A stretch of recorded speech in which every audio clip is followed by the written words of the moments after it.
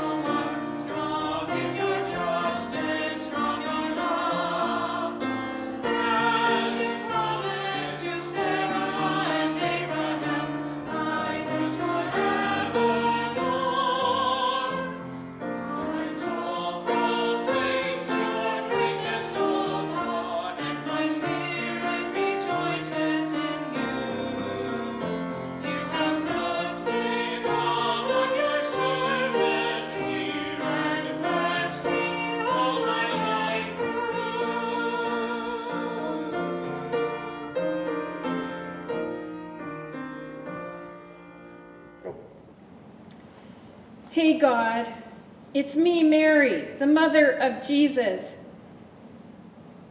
I've had this on my chest for a while, and I just want to share with you what was going on in my life in the spring of that year, 33. Ever since Gabriel paid me a visit in Nazareth so many years ago, I have lived with the understanding that the child I bore would never be entirely my own. Lately, I've even thought so much about the time when Jesus was only a few weeks old. Joseph and I carried him to the temple for his dedication and circumcision. Two elderly people, Simeon and Anna, met us.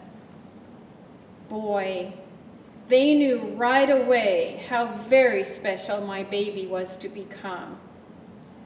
They even warned me that people would hate him and that I would feel it keenly. Yes, Simeon, yes, Anna, you were so very, very right. Now for these last 6 months, the tension between Jesus and the Sanhedrin has become so explosive. The authorities are anxious to get rid of Jesus. It doesn't matter to them if the charges are real or fake. As long as the people that followed Jesus were just the poor, the sick, and the outcast, everything was okay. However, when Jesus raised Lazarus from the dead, and more responsible citizens were flocking to hear him, everything just blew up. Those of us who love him were distressed when Jesus insisted on attending the annual Passover events at Jerusalem. I joined with those women who traveled along with Jesus and his disciples. If he was going to die, as Thomas believed, then I was going to be with him to the end. That week, everything started on such a high note, then it quickly turned sour, especially when Judas, one of his own trusted disciples, betrayed him. And then what followed was 6 trials taking place in the wee hours after midnight on Thursday and ending with his death on a Roman cross by 3 o'clock Friday afternoon. That sword that Simeon and Anna talked about was getting sharper, and the depth of my sorrow was boundless. All I could utter was, "Why, God, why?" You remember when I was saying that. From the cross, Jesus called my name. Struggling for his breath, he said, "Mother, John is now your son."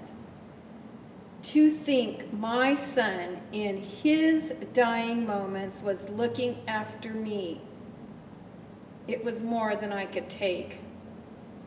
Just when I had cried so much I didn't think I could cry anymore, I started crying again. I followed behind Joseph and Nicodemus as they laid Jesus in the tomb, and I went home to prepare burial spices. On Sunday, the other women and I returned to the tomb, only to find it empty. A heavenly being spoke and asked us, "Why are you looking for the living among the dead? Jesus is not here. He is alive.